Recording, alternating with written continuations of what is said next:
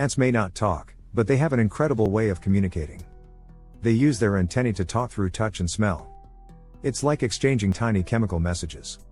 Ants also share food mouth to mouth. This spreads information about where to find the best snacks. When danger strikes, ants release special scents called pheromones. These alert the whole colony to defend their home.